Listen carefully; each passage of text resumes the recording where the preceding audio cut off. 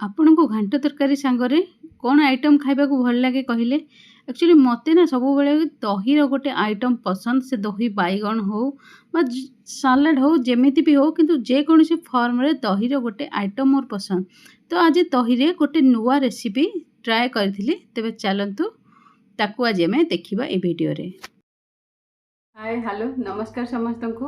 ବହୁତ ଦିନ ପରେ ପୁଣି ଆଜି ମୁଁ ଗୋଟେ କୁକିଂ ବ୍ଲଗ୍ ନେଇକି ଆସିଛି। ଏଠି ଦେଖନ୍ତୁ, ଏଇଟା ମୁଁ ଡାଲମା ମତଲବ ଘାଣ୍ଟ ତରକାରୀ ସିଝେଇକି ରଖିଦେଇଛି। ଘାଣ୍ଟ ତରକାରୀ ତ ସମସ୍ତେ ଜାଣନ୍ତି କେମିତି ପ୍ରିପାରେସନ୍ ହୁଏ, ତ ସେଥିଲାଗି ତ କିଛି ଖାସ୍ କେବଳ ଫୁଟଣଟା ଆପଣମାନଙ୍କ ସାଙ୍ଗରେ ସେୟାର କରିବି। ଆଉ ବହୁତ ଦିନର ଭିଡ଼ିଓ ଏଥିପାଇଁ ସୁଟ୍ ହେଇପାରୁନଥିଲା କି ମାନେ ଆଗ ତ ମୋର ମୋବାଇଲ ହୋଲ୍ଡରଟା ଖରାପ ହେଇଯାଇଥିଲା, ତାକୁ ମଗେଇଥିଲି, ସେ ଆସିବାରେ ଟାଇମ୍ ଲାଗିଲା। ତାପରେ ଛୁଟିରେ ପଳେଇଲି ଗୋଟେ ସପ୍ତାହ, ଏମିତି ହେଇକି ଲାଷ୍ଟ 15 ଦିନ ହେଲା ପୁରା ଭିଡ଼ିଓ ଡିସକଣ୍ଟିନ୍ୟୁ। କେବଳ ଓଲ୍ଡ ଭିଡ଼ିଓ ଯେତିକି ଥିଲା ତାକୁ ଏଡ଼ିଟିଂ କରୁଥିଲି। ବହୁତ ଟାଇମ୍ ମାନେ ସେଠୁ ଆସିଲା ପରେ ଥକାନରେ ବହୁତ ଭିଡ଼ିଓ ବି ମାନେ ଅପଲୋଡ଼ ବି କରୁନଥିଲି ବହୁତ ଦିନ ହେଲାଣି। ତ ଛାଡ଼ନ୍ତୁ, ଦେଖନ୍ତୁ ଏଇଟା ତରକାରୀଟା, ତ ଆକୁ ଫୁଟଣ ଦେବା। ଆଉ ଆଜି ଗୋଟେ ରେସିପି ମୁଁ ଆପଣଙ୍କ ସାଙ୍ଗରେ ସେୟାର କରିବି। ଦହି ଭେଣ୍ଡିର ରେସିପିଟା ମୁଁ ଆଜି ଆପଣମାନଙ୍କ ସାଙ୍ଗରେ ସେୟାର କରିବି। କିଏ ଆପଣମାନେ ହୁଏତ ଜାଣିଥିବେ, ଯେଉଁମାନେ ଜାଣିଛନ୍ତି ଭଲ କଥା, ଯେଉଁମାନେ ଜାଣିନାହାନ୍ତି ଭିଡ଼ିଓଟା ତାଙ୍କମାନଙ୍କ ପାଇଁ। ବୁଟ ଡାଲି ସାଙ୍ଗରେ ହାଲକା ଟିକେ ହରଡ଼ ଡାଲି ଆଉ ବାକି ସବୁ ପରିବାକୁ ଏଠି ମୁଁ 2ଟା ସିଟି ଦେଇ ରଖି ନେଇଛି। ଆଉ ଏଠି ବାଇଗଣଟାକୁ ହାଲକା ଟିକେ ତେଲରେ ଆମେ ଭାଜି ନେବା। ବାଇଗଣଟା ପଛରେ ମୁଁ ଏଠି ଛୋଟ ଛୋଟ କରିକି କାଟିକି ପକାଉଛି।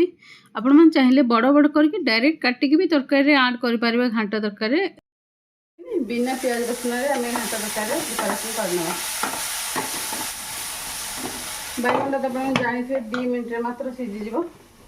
ତ ସାଧା ମସଲାଟା ଜିରା, ଟମାଟର, ଅଦରକ, କଞ୍ଚା ଲଙ୍କା ଏତିକି ଦେଇକି ତାର ସାଧା ମସଲାଟା ଟିକେ ନେବା, ଆମେ ବାଟି ନେବା।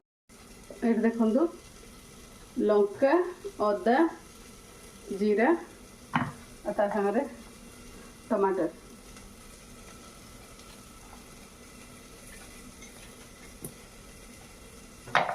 ଆଉ ଆମେ ଗୋଟେ ପେଷ୍ଟ ବନେଇ ନେବା। ଏବେ ବାଇଗଣଟାକୁ ଆମେ ଦେଇଦେବା ଏଠି ତରକାରୀରେ। ଆଉ ଏଥିରେ ମୁଁ ଯେଉଁଟା ସାରୁଟା ପକାଇଥିଲି ସେଟା ଆକ୍ଚୁଆଲି ବହୁତ ଜ୍ୟାଦା ସିଝିଗଲା।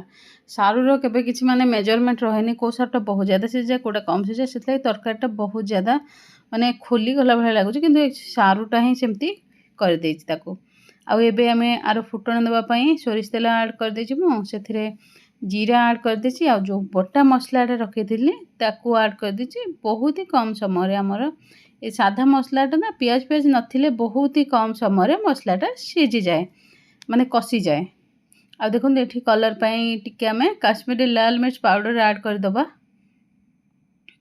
ଆଉ କିଚେନ୍ କିଙ୍ଗ ମସଲା ଆମେ ଆଡ଼୍ କରିଦେବା। ଆପଣମାନେ ଆ ଜାଗାରେ କରି ପାଉଡ଼ର ବି ଆଡ଼୍ କରିପାରିବେ। ଆଉ ଦେଖନ୍ତୁ, ଏଠି ଆମର ମସଲାର ତେଲ ଉପରକୁ ଉଠି ଆସିଲାଣି। ଏବେ ଆମେ ଘାଣ୍ଟ ତରକାରୀକୁ ସେଥିରେ ଆଡ଼୍ କରିଦେବା। କିଛିଟା କଡ଼େଇରେ ଆଡ଼୍ କରିକି ତାପରେ ତାକୁ ଆମେ କୁକରକୁ ଟ୍ରାନ୍ସଫର କରିଦେବା, କାହିଁକିନା ଆଜିର ରେସିପିଟା ବି ଆମେ ସେମ୍ କଡ଼େଇରେ ପ୍ରିପାରେସନ୍ ଯେହେତୁ କରିବା। ଆଉ ହାଲକା ଟିକେ କଡ଼େଇ ଧୋଇକି ପାଣିଟାକୁ ଆଡ଼୍ କରିଦେବା। ଯେଉଁ ମସଲା ଲାଗିଥିଲା ସେଇଟା ଭଲ ଭାବରେ କଡ଼େଇରୁ ଛାଡ଼ିଯିବ। ଆକୁ ଆମେ 5ରୁ 7 ମିନିଟ୍ କୁକ୍ କରିଦେବା। ଏବେ ଏଇ ସେମ୍ କଡ଼େଇକୁ କ୍ଲିନ୍ କରିକି ମୁଁ ଏଥିରେ ଭେଣ୍ଡିକୁ ଭାଜିକି ଅଲରେଡ଼ି ରଖିଦେଇଛି। ନର୍ମାଲି କେବଳ ମାନେ ଭେଣ୍ଡିକୁ ଲମ୍ବା ଲମ୍ବା କାଟିକି ତାକୁ ଭାଜିକି ହାଲକା ତେଲ ପକାଇକି ଆଉ ଲୁଣ ପକାଇକି ଭାଜିକି ରଖିଦେଇଛି। ଆଉ ଏବେ ୟାର ମସଲାର ପ୍ରିପାରେସନ୍ କରିବା। ଆମେ ତିଆରି କରୁଛେ ଦହି ଭେଣ୍ଡି। ଅନଏକ୍ସପେକ୍ଟେଡ଼ଲି ବହୁତ ହି ଟେଷ୍ଟି ବନିଥିଲା। ମୁଁ କେବେ ଆଶା ବି କରିନଥିଲି ଯେ ଏଟା ଏତେ ଭଲ ବନିବ ବୋଲି। ତ ପ୍ରଥମେ ମୁଁ କଞ୍ଚା ଲଙ୍କା ଆଡ଼୍ କରିଦେଇଛି ତେଲରେ, ତାପରେ ଜିରା, ଆଉ ତାପରେ ଆମେ ପିଆଜକୁ ଆଡ଼୍ କରିଦେବା। ଆଉ ପିଆଜକୁ ଟ୍ରାନ୍ସପାରେଣ୍ଟ ହେବା ଯାଏ ଭାଜିବା, ଗୋଲ୍ଡେନ୍ ବ୍ରାଉନ୍ ବିଲକୁଲ ବି କରିବାନି। ଏବେ ଆମେ ଦହିରେ ସବୁ ଶୁଖା ମସଲାକୁ ଆଡ଼୍ କରିଦେବା, ଯେମିତିକି ଆମର କାଶ୍ମୀରୀ ଲାଲ ମିର୍ଚ ପାଉଡ଼ର, ତା ସାଙ୍ଗରେ ଜିରା ପାଉଡ଼ର, ଧନିଆ ପାଉଡ଼ର, ହଳଦୀ ପାଉଡ଼ର, ବେସିକ୍ ମସଲା ସବୁ ଆମେ ଆଡ଼୍ କରିବା। ତ ବେସିକ୍ ମସଲା କହିଲେ ମୋର ଏତିକି ହିଁ ମସଲା ବୁଝାଏ। ଜିରା, ଧନିଆ ପାଉଡ଼ର, ତା ସାଙ୍ଗେ ହଳଦୀ ଆଉ ଲାଲ ମିର୍ଚ ପାଉଡ଼ର, ଯାହା ବି କାଶ୍ମୀରୀ ଲାଲ ମିର୍ଚ ପାଉଡ଼ର ୟା ଲାଲ ମିର୍ଚ ପାଉଡ଼ର ଯେଉଁଟା ବି ଆପଣ ୟୁଜ୍ କରନ୍ତି ତାକୁ। ଆଉ ଭଲ ଭାବରେ ଦହିକୁ ଫେଣ୍ଟି ଦେବା। ଆଉ ଏବେ ଆମେ ଦହିଟାକୁ ଆଡ଼୍ କରିଦେବା, କଡ଼େଇରେ ଆଡ଼୍ କରିଦେବା, ପିଆଜ ସାଙ୍ଗରେ ଆଡ଼୍ କରିଦେବା। ଆଉ ତାକୁ କଣ୍ଟିନ୍ୟୁ ଚଲେଇବା, ବିଲକୁଲ ବି ସେମିତି ଛାଡ଼ିଦେବାନି, ତାକୁ କଣ୍ଟିନ୍ୟୁ ଚଲେଇବା। ହଁ, ଏଥିରେ ମୁଁ ଲୁଣଟା ବି ଅଲରେଡ଼ି ଆଡ଼୍ କରିଦେଇଛି। ଭାବୁଛନ୍ତି ଲୁଣ ଯଦି ପ୍ରଥମରୁ ଆଡ୍ କଲେ ଫାଟିଯିବ ବୋଲି, କିଛି ସେମିତି ହେବନି, ଆପଣ ଆଡ୍ କରନ୍ତୁ। ଆଉ ଏବେ ଆମେ ୟାକୁ ତେଲ ଉପରକୁ ଉଠି ଆସିବା ପର୍ଯ୍ୟନ୍ତ କୁକ୍ କରିବା। ମାତ୍ର 5 ରୁ 7 ମିନିଟ୍ ଲଗାତାର ଚଲେଇବା ପରେ ଆପଣଙ୍କର ତେଲଟା ଉପରକୁ ଉଠି ଆସିବ। ମାତ୍ର ଏତିକି ସମୟ ଲାଗିବ। ଆଉ ଏବେ ଏଇ କଣ୍ଡିସନରେ ଆପଣଙ୍କୁ ନିଜକୁ ଡିସାଇଡ୍ କରିବାକୁ ପଡ଼ିବ କି କେତେ ପାଣି ଦିଆଯିବ। ଯଦି ଆପଣଙ୍କ ଦହିଟା ଟିକେ ଅଧିକା ପାଣି ଅଛି ତେବେ ତ ପାଣିର ଦରକାର ପଡ଼ିବନି, କିନ୍ତୁ ଯଦି ଟିକେ ଦହିଟା ସୁଖା ଅଛି, ମୋଟା ଅଛି, ତ ଅଳ୍ପ ଟିକେ ପାଣି, କେତେ ଆପଣ ଗ୍ରେଭି ରଖୁଛନ୍ତି ତା ଉପରେ ଡିପେଣ୍ଡ କରୁଛି କେତେ ପାଣି ଆପଣ ଦେବେ। ଆଉ ଏବେ ପାଣିଟା ଫୁଟି ଆସିବା ପରେ ଆମେ ଏଠି ଦେଇଦେଇଛେ ଭେଣ୍ଡି। ଏଠି ମୁଁ ଟିକେ ଲୁଣଟା ଟେଷ୍ଟ କରିନେବି, ଲୁଣ କେତେ କ'ଣ ହେଇଛି। ଆଉ ମାତ୍ର ଭେଣ୍ଡିକୁ ଏଥିରେ ପକେଇକି 5 ରୁ 7 ମିନିଟ୍ ଆମେ କୁକ୍ ହେବା ପାଇଁ ଦେବା। ଏବେ ଆପଣମାନେ ଦେଖିପାରୁଥିବେ ତେଲଟା ଚାରିପଟୁ ଉପରକୁ ଉଠି ଆସିଲାଣି। ଅଳ୍ପ ଟିକେ ଏବେ ଆମେ ଏଇ କଣ୍ଡିସନରେ କସୁରୀ ମେଥି ଆଡ୍ କରିଦେବା। ଏବେ ଆମର ଦହି ଭେଣ୍ଡି ରେଡି ହୋଇଯାଇଛି ସର୍ଭ କରିବା ପାଇଁ। ଦହି ଭେଣ୍ଡିଟା ଆମମାନଙ୍କ ଭିତରୁ ବହୁତ ଜଣଙ୍କ ପାଇଁ ଗୋଟେ ନୂଆ ରେସିପି ନିଶ୍ଚିନ୍ତ ଭାବରେ।